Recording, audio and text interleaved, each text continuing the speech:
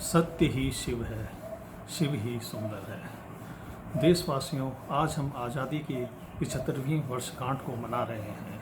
आज से 75 वर्ष पूर्व 15 अगस्त 1947 को महात्मा गांधी जी द्वारा लगभग 30 वर्षों तक विभिन्न जन आंदोलनों के माध्यम से भारत को अंग्रेज़ों से आज़ादी दिलाने में सफल हुए। आज के दिन हम उनको शत शत नमन करते हैं। देशवासियों, परमात्मा ने जिन्हें भारत की आज़ादी के लिए चुना था, उन्होंने पहले उन्हें शिक्षा के लिए इंग्लैंड में भेजा। इंग्लैंड से वकालत पास करके महात्मा गांधी जी वापस भारत आए। कुछ दिन भारत में रहे, परंतु उनका मन नहीं लग रहा था यहाँ पे। परमात्मा ने उन्हें आंदोलन की ट्रेनिंग के लिए साउथ अफ्रीका भेजा। साउथ अफ्रीका महात्मा गांधी वकालत के लिए गए थे, परंतु जब वहाँ पहुँचने के बाद वह वहाँ पर रंग भेद के आंदोलन से जुड़ गए और वहीं से उनके आंदोलन की ट्रेनिंग की शुरुआत हुई। कांग्रेस पार्टी के अध्यक्ष बालकृष्ण गोखले गांधी जी के कार्यों को देखकर प्रभावित हुए। उन्होंने उन्हें 1914-15 में वापस भारत बुलाया। महात्मा गांधी जी फिर साउथ अफ्रीका से वापस भारत आए। यहाँ आकर उन्होंने कांग्रेस पार्टी को ज्वाइन करा और फिर आज़ादी के आंदोलन से जुड़ गए। उनके द्वारा चलाए गए विभिन्न जन आंदोलनों के माध्यम से, जो कि लगभग 30 वर्ष तक चलाए गए थे, तब जाके भारत को अंग्रेज़ों से आज़ादी मिली। परंतु आज़ादी के 5 महीने के बाद ही एक सिरफरे युवक नाथूराम गोडसे ने महात्मा गांधी की हत्या कर दी। जिस व्यक्ति ने आज़ादी के लिए 30 वर्षों तक संघर्ष करा, उन्होंने आज़ाद भारत के लिए अपने मस्तिष्क में कई सपने सजोए थे, जो कि उनकी हत्या के दिन वह सपने भी दफन हो गए। और परंतु जब महात्मा गांधी जी इस धरती को छोड़ने से पहले भारत की बागडोर जवाहरलाल नेहरू जी के हाथों में सौंप गए थे। महात्मा गांधी जी जवाहरलाल नेहरू को की कुशलता को जानते थे। जवाहरलाल नेहरू एक ज्ञानी पुरुष थे। वह इंग्लैंड से वकालत करके आए थे। उनको भारत के इतिहास की अच्छी जानकारी थी। उन्होंने भारत एक खोज किताब भी लिखी। नेहरू जी के नेतृत्व में भारत ने आधुनिक भारत की नींव रखी। शिक्षा के क्षेत्र में मेडिकल कॉलेज, IIT, IIM और भाभा एटॉमिक रिसर्च सेंटर की स्थापना हुई। ऊर्जा के क्षेत्र में hydro power project, nuclear power project और थर्मल पावर प्रोजेक्ट की स्थापना हुई। और इंडस्ट्री के क्षेत्र में स्टील प्लांट की स्थापना हुई। उसके बाद शास्त्री जी ने हरित क्रांति का नारा दिया और उन्होंने जय जवान जय किसान का भी नारा दिया। फिर इंदिरा गांधी जी के समय में बैंकों का राष्ट्रीयकरण हुआ। स्पेस रिसर्च सेंटर की स्थापना हुई। उनके कार्यकाल में पाकिस्तान के 2 टुकड़े हुए। उन्होंने विरोधियों की आवाज़ को दबाने के लिए भारत में आपातकाल भी लगाया, जिसका खामियाजा उनको भुगतना पड़ा। उनको चुनाव में हार का सामना करना पड़ा। उसके बाद फिर राजीव गांधी जी के समय में सूचना एवं संचार की क्रांति हुई। और राजीव गांधी के समय में ही राजनीति में भ्रष्टाचार की गूंज उठी। बोफोर्स घोटाले कांड की वजह से राजीव गांधी को चुनाव में हार का सामना करना पड़ा।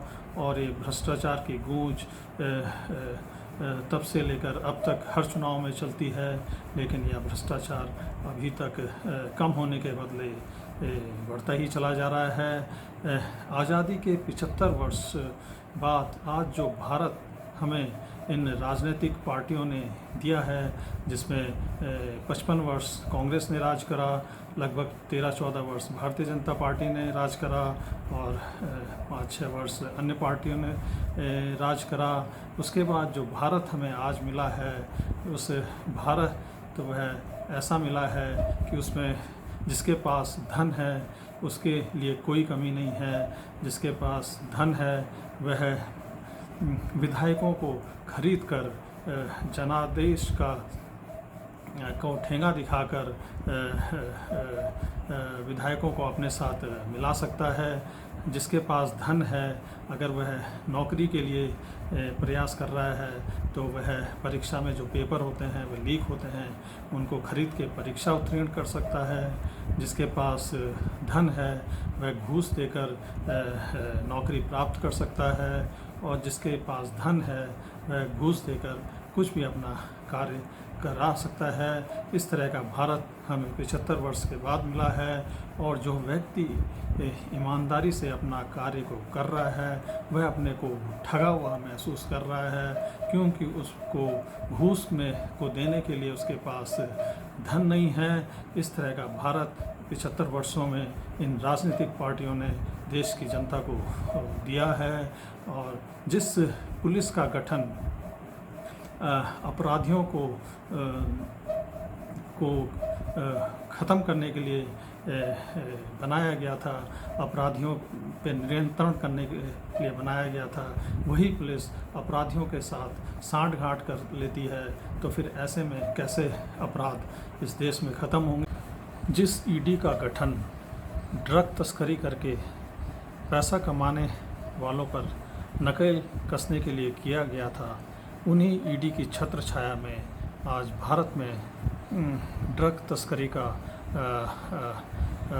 काम फल फूल रहा है। जो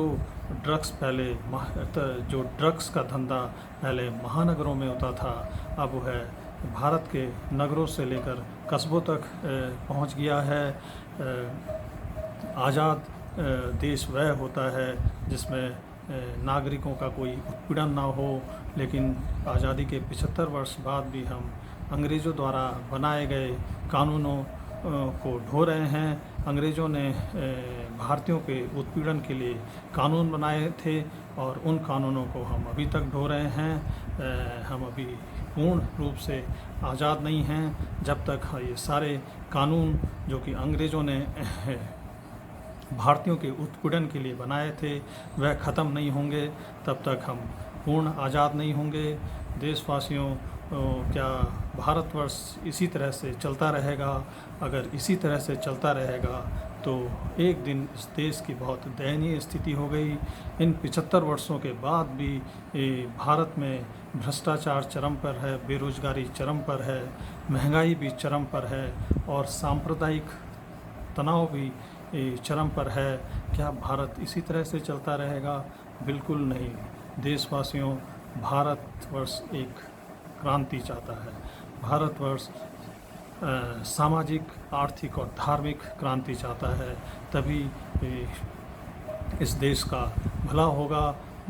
देशवासियों, जितनी भी महाशक्ति वाले देश हैं, चाहे वो रूस हो, अमेरिका हो, चीन हो, फ्रांस है, उन्होंने पहले अपने देश में क्रांतियाँ देखी, तब जाके वह महाशक्ति की कतार में खड़े हुए। अगर भारत देश को भी महाशक्ति की कतार में खड़ा होना है तो उसे भी अपने देश में क्रांति को देखना होगा। और इसी क्रांति को करने के लिए परमात्मा ने मुझे आपके बीच में भेजा है। मैं आज के दिन 15 अगस्त को आह्वान करता हूँ राजनीतिक पार्टियों से, बुद्धिजीवियों से, कलाकारों से, जो भी भारत का उत्थान चाहते हैं, परमात्मा द्वारा जो ये क्रांति की शुरुआत होगी, इसमें अपना पूर्ण योगदान करेंगे, सहायता करेंगे। जय भारत।